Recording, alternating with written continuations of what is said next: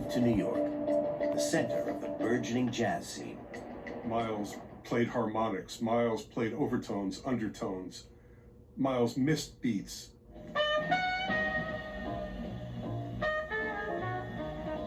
Miles cried with the trumpet. He went on to release more than 50 albums, but it was his transcendent playing on the masterpiece Kind of Blue that catapulted him to international stardom. I couldn't believe it. Nobody could. Everybody was like, oh, God, that was too much.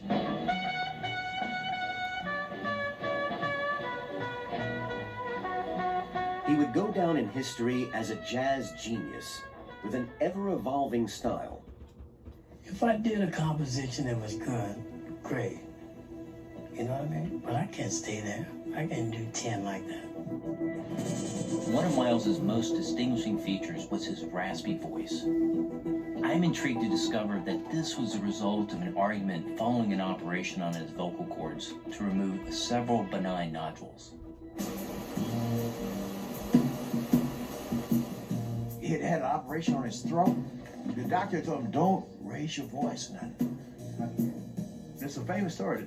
There's this club owner who had all the other musicians playing 3 sets a night. Miles said, I ain't playing 3 sets. I'm playing 2 for the same money. He said, no. He said, well, I ain't playing in your club. Come on, man. I'm just clubbing. Miles got so mad, screaming at him, and all the things came out of the operation. That's why he had that whisper. After surgery on the vocal cords, they remain extremely susceptible to damage. Shouting can reopen the wounds left by the surgeons, causing scarring that reduces your ability to talk. This is undoubtedly where Miles's distinctive voice comes from. March 1991.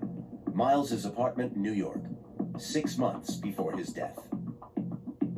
Miles is due to play the Montreux Jazz Festival in Switzerland in 4 months, but he wants to pull out for reasons of ill health.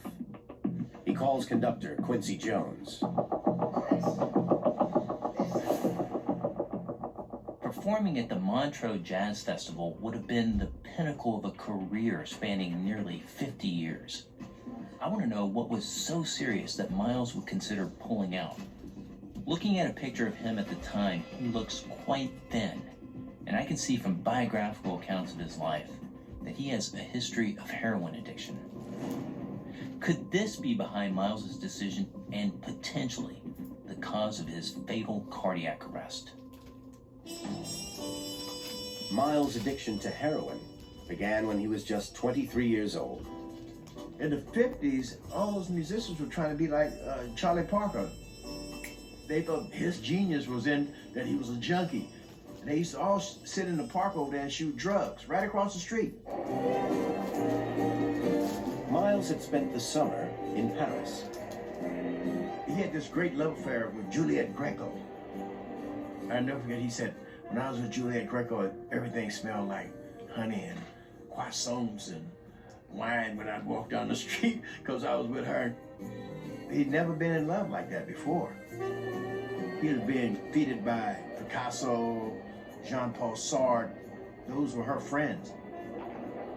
And then he come back to New York and everybody's treating him like a black guy. Back home, Miles struggled to find recognition and was lovesick. Racial prejudice meant a relationship with Juliet in the U.S. was impossible. He just nosedived. One thing led to another and he started shooting heroin. Heroin works by interacting with proteins in the brain, giving rise to a feeling of euphoria. It's extremely addictive and the risk of death by overdose is very high. It can slow breathing down to such a degree that the user asphyxiates, leading to cardiac arrest. Heroin hijacked his life and his career. After 4 years of addiction, Miles decided enough was enough. I looked in the mirror one day and I just stopped. I went out to my father's place. He had a couple 100 acres of land. Locked the door. And I stayed there for about 5 days. could get up and walk. Miles stopped using heroin in his mid-20s, so I don't believe that he was suffering from addiction or withdrawal in the months leading up to his death. Going cold turkey, especially in the 1950s, when heroin addiction was so poorly understood, was a huge achievement. This tells me that Miles was a strong-willed individual with a fierce survival instinct. However, I can see from his medical notes that he suffered from a debilitating illness that would endanger his life and which he was powerless to fight.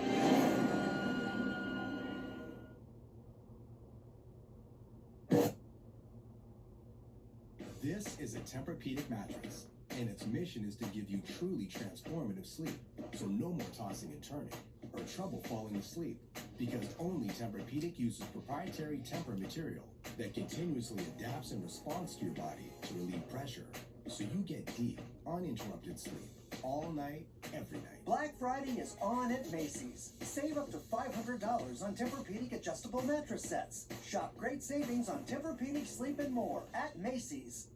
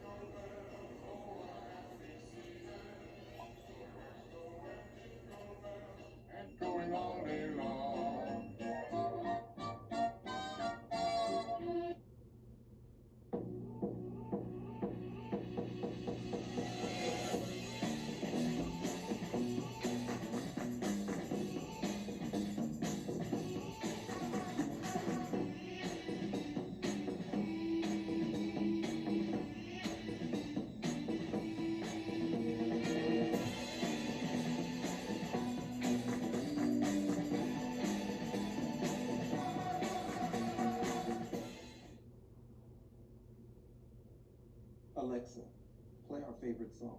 Okay.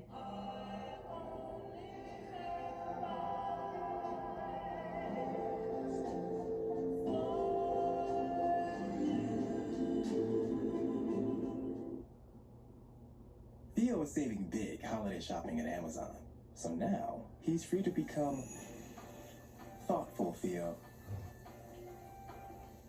And he's got a gift for everyone. So thoughtful. Miles Davis, one of the most famous jazz musicians of all time, died suddenly and unexpectedly from a cardiac arrest at the age of just 65. Now, expert pathologist Dr. Michael Hunter is examining Miles's medical records and first-hand testimonies to determine what caused it. So far, I have discovered that Miles was addicted to heroin, but beat it by going cold turkey in his 20s. I can see that although outwardly he appears in relatively good health in the months leading up to his death, he tries to pull out of the Montreux Jazz Festival. I have reports here that Miles has an inflammatory condition called bursitis. Could that be at the root of his ill health before the festival? Bursitis is an inflammation of the bursa, sacs of fluid surrounding the joints that separate the tendons from the bones.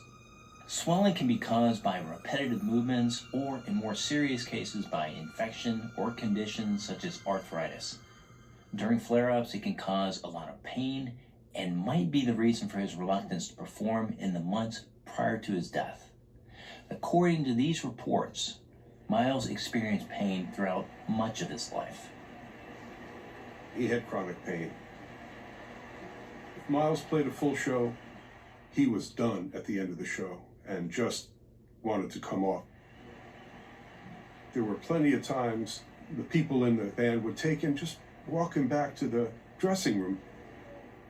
Bursitis can affect the shoulder, elbows, and knees, although it most often affects the hips. And I can see from Miles's medical reports that he had to have a hip operation when he was just 38 years of age. April 1965, New York. Miles's first hip operation was an attempt to graft bone from his shin into his hip. This was a newly developed procedure back in the 1960s. The idea is that the healthy bone then regenerates and helps heal complex injuries or deformities. He limped. He looked like he was walking real hip, but he was walking like that because his hip was like this. I used to tease him about it. I used to say, yo, man, do the hip walk. Shut up, shut up. He's like... The operation not only changed his walk. A performance at the New Orleans Jazz Festival shows how his playing style was also affected. Well, my hip was stiff. I couldn't get leverage enough to play the way I wanted to play. Because when you play the way I play, I can't stand straight up and play. I have to get into it, you know what I mean? Miles was always in pain. Always. July 1965, New York. After being in the hospital for almost 3 months following his hip operation, Miles decided to discharge himself against the doctor's wishes. I think the fact that Miles checks himself out is a testament to how well he knew his illness. If you live with a chronic illness, you know, you feel you know it better than the doctors around you. You feel you understand your body better. Miles believed in doing things his own way. This wasn't somebody that was, I think, willing to compromise his integrity or his sense of self. I love you so much. August 4th, 1965. Miles's apartment, New York.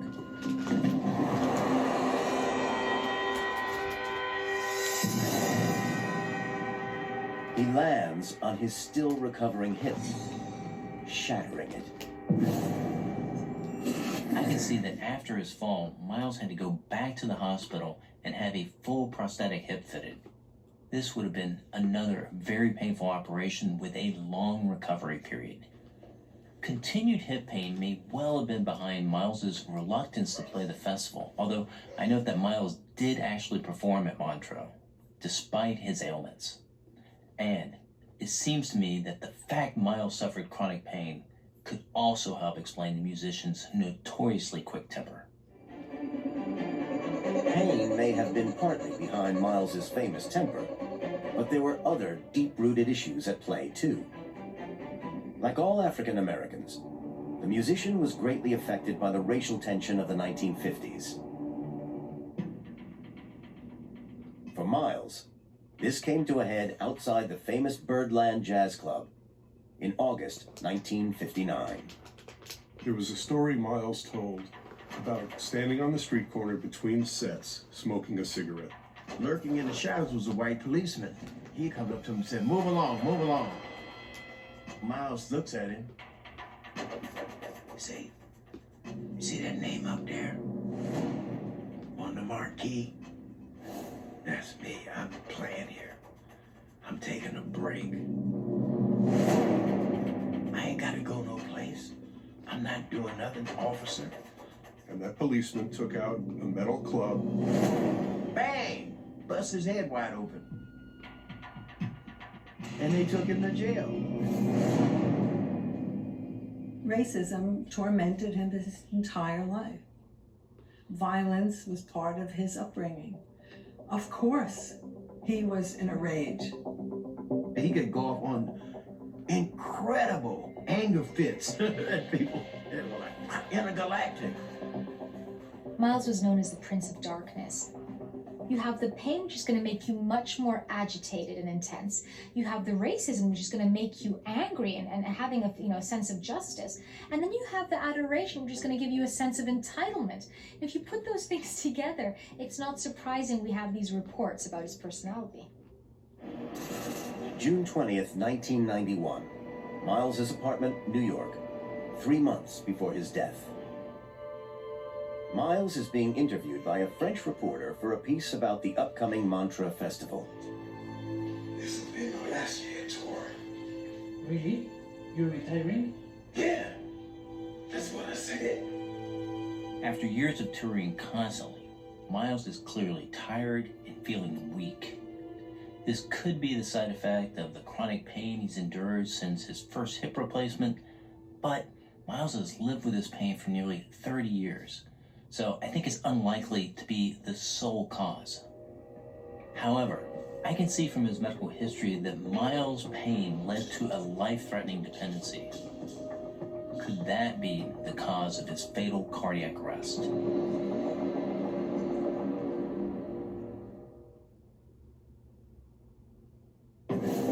Legendary jazz trumpeter Miles Davis has died. His talent earned him a place among the very best of jazz musicians. On September 28, 1991, Miles Davis, the musical genius who changed the very nature of jazz, died of a cardiac arrest after going into the hospital for a routine checkup. Now, leading forensic pathologist Dr. Michael Hunter is trying to find out why. So far, I've discovered that Miles was a heroin addict, but he beat his addiction in his 20s. I've also discovered that Miles suffered from chronic pain caused by bursitis of the hips, and he had to have several hip operations. But this was something he'd lived with for many years, and I don't think it had an impact on his sudden death. Judging by the transcripts of the interview he gave to the French journalist in June of 1991, Miles clearly had serious concerns about his own health. In addition, I can see that in the few months leading up to his death, his behavior was becoming increasingly erratic. July 10, 1991, Grand Hall de la Villette, Paris, France. 2.5 months before his death. Miles is nearing the end of his world tour. He appears distracted on stage, wandering around listlessly and stopping to fiddle with his sunglasses. A possible cause for his mental and physical decline could lie in a long history of addiction to painkillers. I can see that in the late 1970s, following yet another hip operation, Miles became dependent on the opioids codeine and morphine prescribed for pain. Morphine is the legal medical form of heroin, a substance that he was previously addicted to. Opioids act by attaching to proteins called opioid receptors in the brain, blocking the transmission of pain messages. Like heroin, effects include euphoria, relief from pain, and decreased appetite. These feelings don't last with repetitive use, and it's easy to become addicted. 1975, Miles's apartment, New York. Following another hip replacement operation, Miles became depressed and reclusive and was living in squalid conditions. Miles gave up music for 5 years. He was tired, exhausted. He just could not cope anymore. On top of an addiction to painkillers, Miles had developed a serious cocaine habit. He was staying up all night long, prowling the streets, hanging out in his house by himself. His addiction could bring out fits of anger, as witnessed by his friend, Elena. He wanted me to pay for coke, and I didn't have a checkbook with me, or I probably would have. So he got mad, and he took a Japanese clay pot, and he threw it at me and hit me right between the eyes. Cocaine works by increasing levels of the pleasure hormone dopamine, making the user feel high. It's extremely addictive, and in the long term can cause convulsions, acute anxiety, and even full-blown psychosis. In January 1978, Miles's friend Elena decided his addictions had gone far enough. The lights were off. He was sitting next to a Bunsen burner, like that was going to keep him warm or something. People thought he was broke. He wasn't. He had checks all over the place that were just unopened. One check was $28,000, one was $40,000. Elena took Miles back to her family home in Greenwich, Connecticut. He was so happy to be out of the city and out of everything. The minute that he got strong, I said, come on, let's go back into the studio, make some music. He stopped doing drugs, and for the last 13 years of his life, he swam, he ate healthy. He just wanted to live clean. If these records are true, and he did beat his addictions, then I think it's unlikely his death was a direct result of drugs. Having said that, I'm concerned by accounts from those around him that in the months leading up to his death, his behavior became increasingly strange. July 24th, 1991, Rome, Italy. 2 months before his death. Miles is midway through the world tour. His girlfriend Jo has been traveling with him from the start.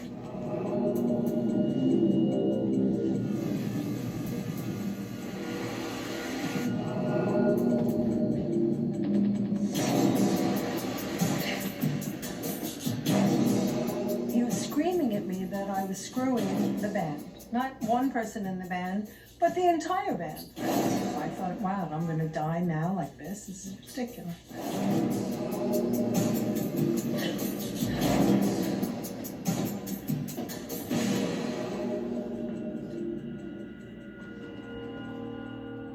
He could be dark. He was seeing these things in his head. I told his road manager, Gordon, what happened, and I left from the airport and I didn't say one word to him.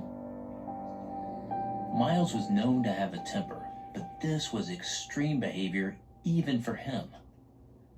I've found something in his medical history that could explain this violent outburst. Miles suffered from diabetes. Diabetes occurs when the pancreas is unable to produce enough insulin to metabolize sugars in the bloodstream. And when diabetics don't have enough sugar, they can fall into hypoglycemia. The brain ceases to function normally, which can lead to paranoia, aggression, and even hallucinations. He was in sugar shock a lot of the time, and he was collapsing. He was crazy volatile. Miles wasn't born with diabetes and developed the less dangerous type 2 as an adult. This can be brought on by obesity, though the main risk factor is genetics. If you have a close relative with type 2 diabetes, you have a good chance of developing it yourself. In addition to the effects of hypoglycemia, diabetes also carries a high risk of stroke. And I can see that in the early 1980s, Miles did indeed suffer a stroke. January 1982. Miles' apartment, New York. Miles was at home alone, drinking beer and smoking cigarettes, when he noticed he couldn't open his right hand, his trumpeting hand.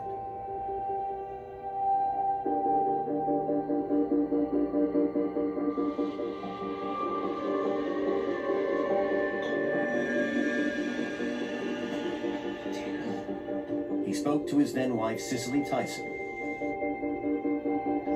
She told him to call 911. Miles had had a stroke, which is a blood clot in the brain. High levels of blood sugar caused by diabetes make the body's blood vessels harder and narrower, and more likely to become blocked. In this case, the region of the brain affected controlled the muscles of his right hand.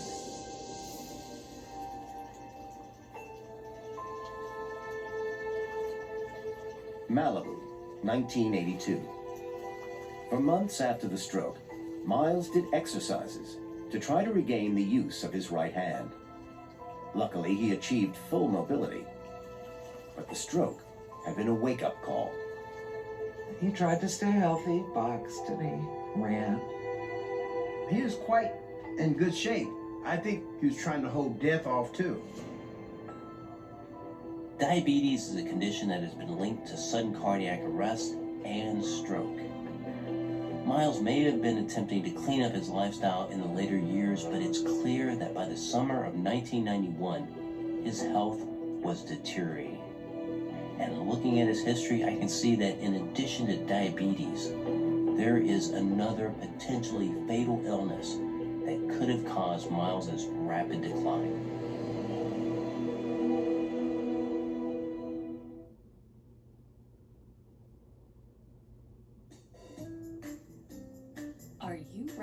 for 2022? Open enrollment is the one time each year to change your health insurance. Take control of what you can by accessing the best care in California. Why waste time on the 405? UCLA Health has over 200 clinics across Southern California. Get a better doctor at uclahealth.org. Number 1 in California. Number 1 for 2022.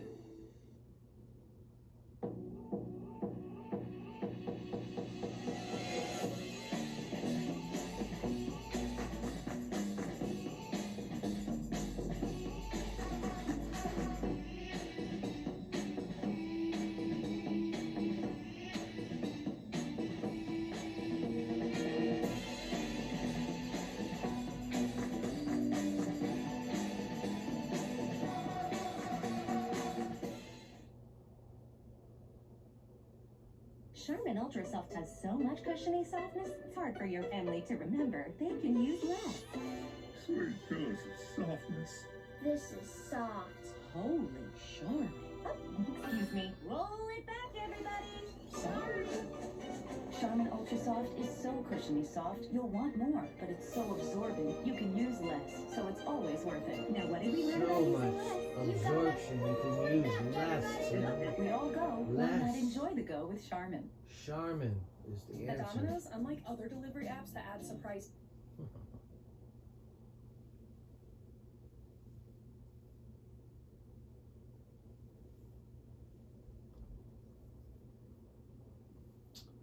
Charmin is the answer.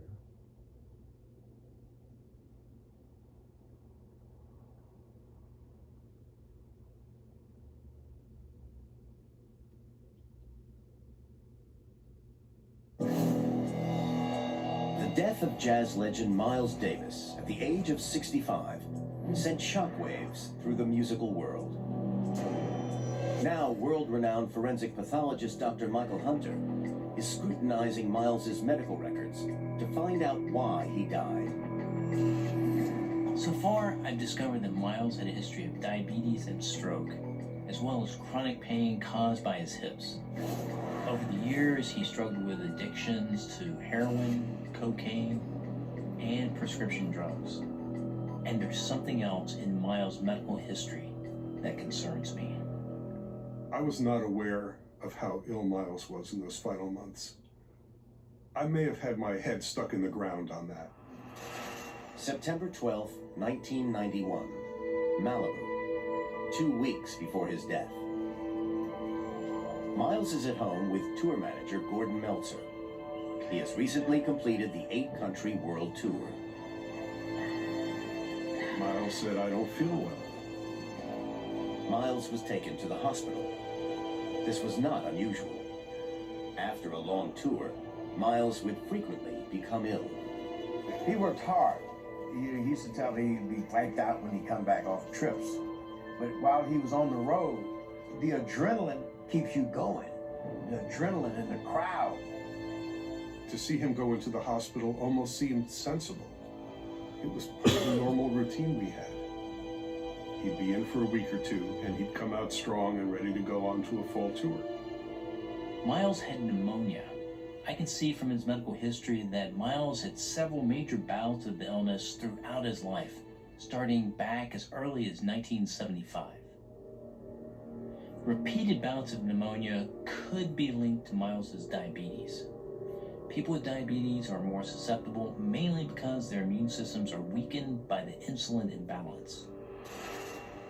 September 12, 1991. St. John's Hospital and Health Center, Santa Monica, 16 days before his death.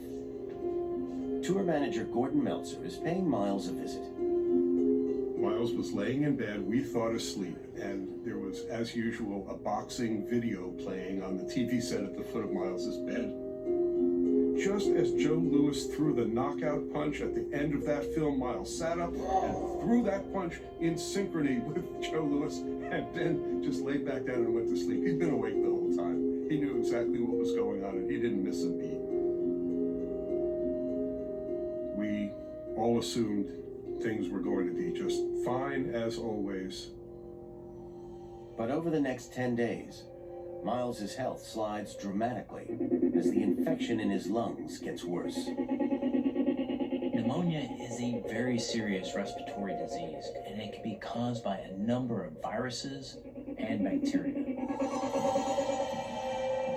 Small airways in the lung fill with fluid as the body struggles to fight the disease. In extreme cases, the lungs are unable to get oxygen into the blood. The patient literally drowns. September 21st, 1991. 7 days before his death. Seeing that his oxygen levels are falling, medical staff attempt to put the ailing musician on a ventilator. Things took a real bad turn right there. Miles panicked violently, fought it, and struggled against the doctors and nurses holding him down. Girlfriend Joe walks in at the crucial moment. He had wires all over him, and he was pulling them out of him and screaming at the nurses.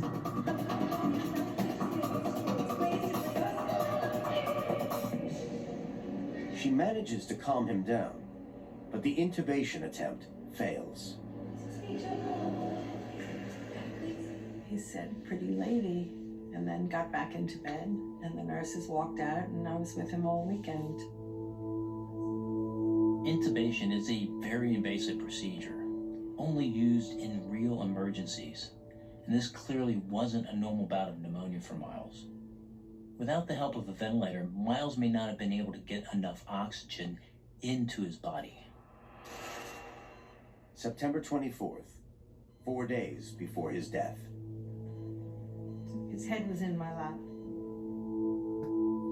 and he just looked at me. And his eyes kind of went blank, but he was breathing, and it was just like that. The doctor came in, he looked at him, and then more doctors came in, and then a whole team was around us, and I was still in the bed, and his head was in my lap, and they started working on his chest and hooking him up with me in the bed and him still next to me, and they said, "Get off, he just had a stroke." In my opinion, this event was almost certainly anoxic brain injury, oxygen starvation.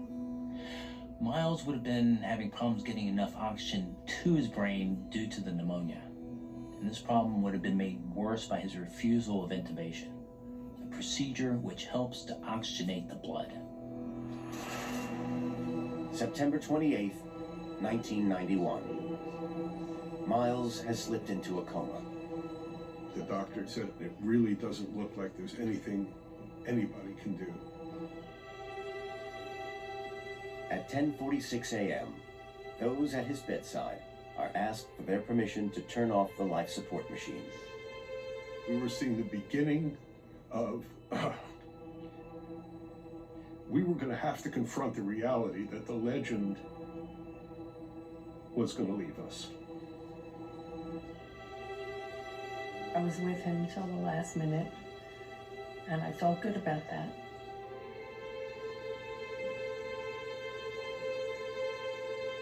I also felt that a man who gave the world so much beauty deserved to be with the woman that he loves till the end.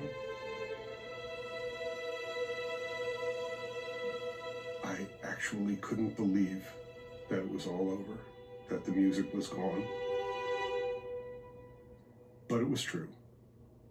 We'd lost him. One of the giants of jazz is dead, Miles Davis, who helped to define what it meant to be cool, at least... News of Miles's death shocked the world.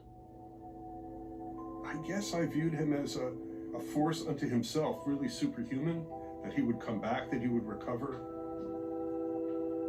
Miles died of cardiac arrest and respiratory failure, having had pneumonia, which prevented him from getting enough oxygen to his brain. But Miles had had bouts of pneumonia before and lived to tell the tale. So I want to know if there was another underlying cause that had weakened his body and meant that he was unable to fight the infection. I can see that Miles had been prescribed AZT in the final years of his life, the HIV drug. I asked him, I saw this white pill. I said, what you taking that for? He said, ACT. And I said, oh, well, I said, that's AIDS. And he said, yeah. You didn't say nothing else. Patients with HIV have a compromised immune system and are therefore more likely to get repeated bouts of pneumonia. Was Miles Davis's final illness a result of HIV?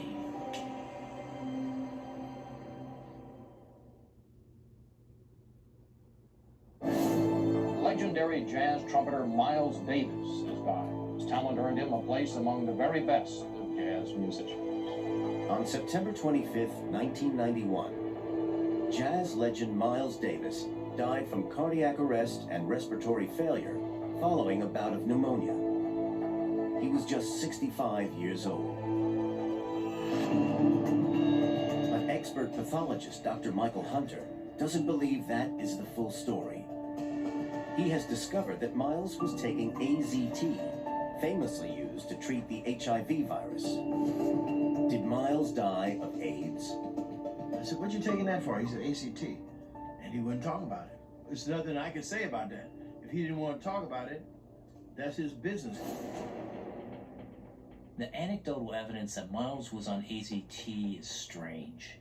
The drug was originally developed in the 1960s to fight cancer, but other drugs seemed to work better, and it was simply put aside. When the AIDS crisis hit, the drug was found to be effective and was brought back off the shelf.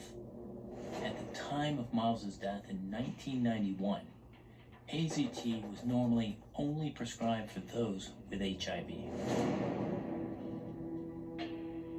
Miles was secretive about his medication, even with girlfriend Jo. We had bottles all over the place, and he would take all the labels off. He'd say, bring me that whatever. I'd say, what pill? Then none of them have labels. Which one? And he'd say, shake them. Okay, shake them. And depending on the sound of the pill, he knew which pill he wanted. We can't know for sure whether or not Miles had HIV or AIDS. Though he suffered from weight loss and pneumonia leading up to his death, there is no evidence that this is what caused his final illness. In addition, none of his known partners reported contracting the disease from him. He never mentioned AZT. We never spoke about health. But there is another disease that would fit with all of the medical evidence that I've seen. Miles was born with sickle cell anemia, a hereditary blood disease. And in America, it's almost 10 times more prevalent among African Americans than in the overall population. Miles, ever conscious of his race, was touchy about an illness that specifically affects black people. If I had said to Miles, do you have sickle cell anemia? He would have looked at me and said, see, you're putting me down because I'm black. Sickle cell anemia affects the function and structure of red blood cells. When these blood cells are under stress, they form an unusual sickle shape. The disease causes painful bouts of illness that can last for months at a time and seem to strike from nowhere. Sickle cell anemia was not fully understood until the 1970s, by which time Miles was in his 50s. He was very secretive about his illness, which makes it difficult to know how he managed it. Nowadays, sufferers take specially developed medications, sometimes receiving blood transfusions and bone marrow transplants. But there is no record of Miles ever receiving such treatments. Dr. Hunter believes he can draw a connection between the disease and several aspects of Miles's life, including his many addictions to drugs. I think that his addictions, first to heroin and later to cocaine and painkillers, could well have arisen out of his need to somehow manage the pain of his sickle cell anemia. He was in pain, so much pain. And it wasn't easy to go to a hospital and be taken care of at that time. It was easier to get a little $5 package of heroin and the pain would be gone.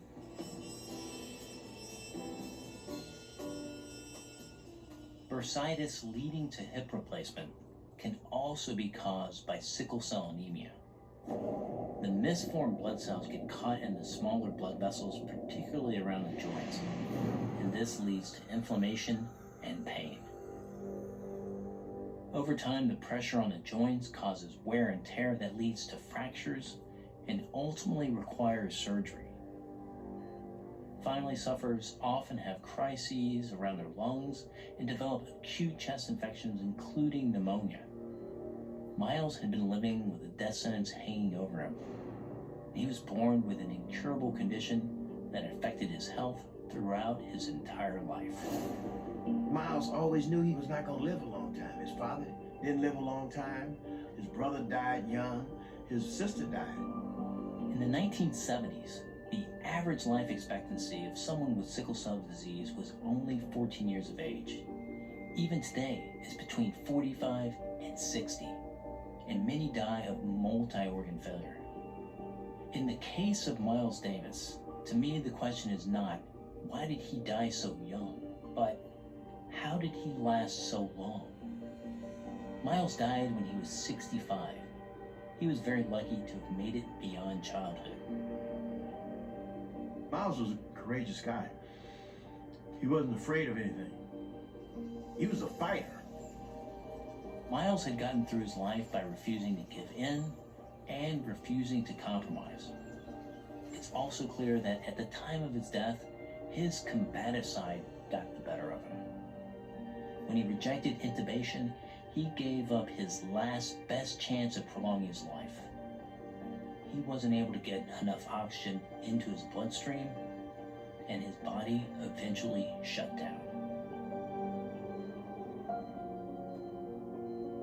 Miles started playing music when he was a teenager. He died when he was 65.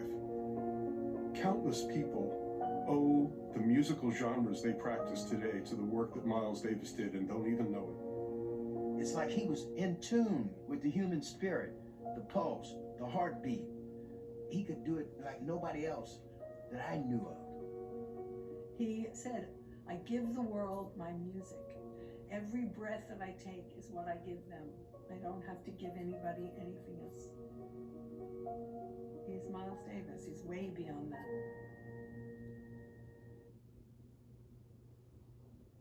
Inventor of funk, the grandfather of hip-hop, and the hardest working man in show business.